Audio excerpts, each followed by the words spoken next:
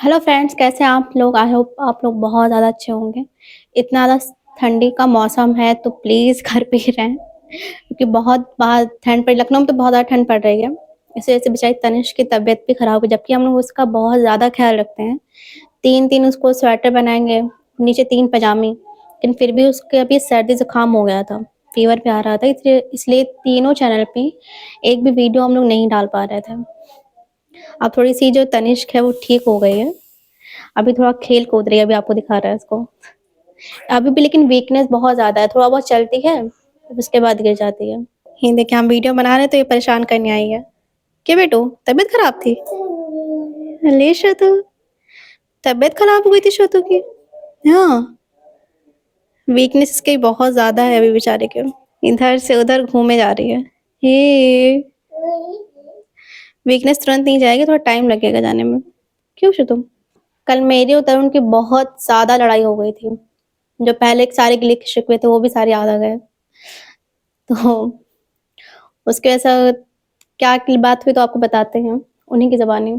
जो हम लोग का लड़का लड़ाई हुई थी बहुत ज़्यादा, उसका रीज़न ये था। एक्चुअली मुझे ऑफ़िस में काम करते हुए हो गए थे 7 साल, और 7 साल में मेरा अप्रेंटिसशिप भी था, जो कि था ये 15 महीनों का। तो इन्होंने रिज़ाइन के लिए काफ़ी टाइम से बोल रहे थे कि तुम रिज़ाइन कर दो, काफ़ी टाइम से तुम काम कर रही हो। तो जब रिज़ाइन के लिए एकदम पीछे पड़े थे कि रिज़ाइन कर दो, तो कहा ग्रेजुएटी भी तुम्हारी आते कि 5 साल से ज़्यादा हो गए तुम्हें काम करते हुए। तो मैंने कहा अरे वाह! ग्रेजुएटी भी आ अच्छा जाएगी। गाइस, इस चीज का मैं पहले बता दूं, इस चीज का डिसीजन आपको करना है कि कौन सही है कौन गलत है। घंटा। तो उन्होंने कहा कि ग्रेजुएटी भी आती है तुम्हारी, इसके बारे में पता करो।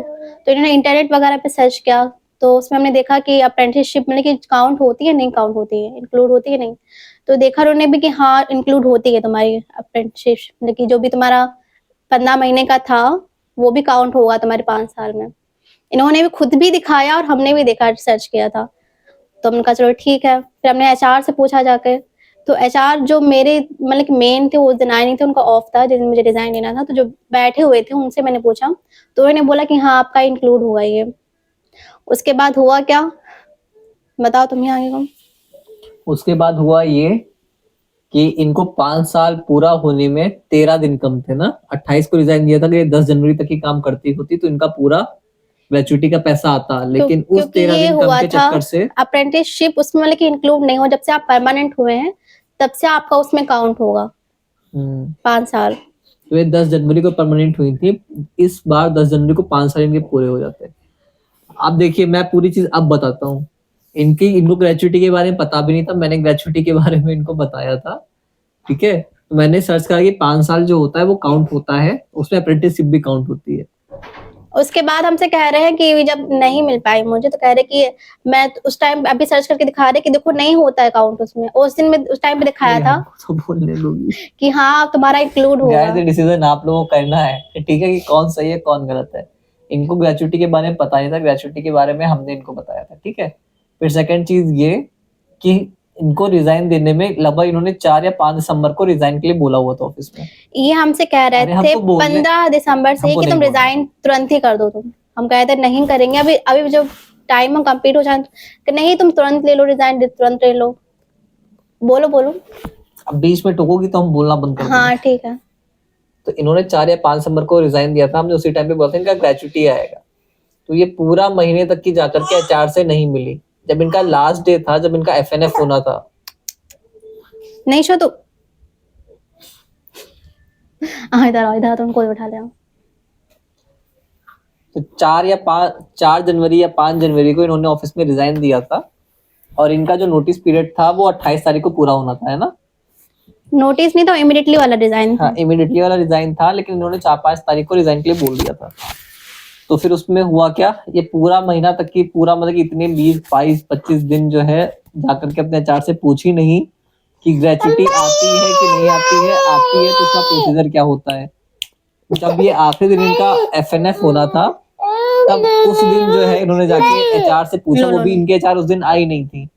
तो ये कह रही है मेरी गलती थी क्योंकि हमने नेट पे सर्च करा था। अब देखिए हमने तो देख करके बता दिया कि ऐसा ऐसा होता है, एक बार कंफर्म तो इनको करना चाहिए था अपने एचआर से कि कैसा होता है, क्या कंफर्म प्रोसीजर किया होता था मैंने, जो मेन एचआर नहीं थे तो दूसरे एचआर से कंफर्म कर लिया, बीच में है। पूछा तो एफएनएफ के लास्ट दिन उन्होंने कंफर्म करा, अगर ये पहले ही कंफर्म कर लेती तो 28 की जगह 10 तारीख को ये रिजाइन दे देती। इनका ग्रेचुइटी का पैसा अच्छा खासा था, इस चक्कर में इनका बहुत सारा नुकसान हो गया और सारा गुस्सा मेरे पे निकाल लेंगे ये। एक्चुअली इन्होंने इतना उधर परेशान करके रिजाइन क्यों नहीं कर रही, रिजाइन क्यों नहीं कर रही हो, कर लो तुरंत ही कर लो, तुरंत कर नहीं पा रही हूँ और इमिडिएटली हो जाता है, ये वो पैसे देकर हो जाता है।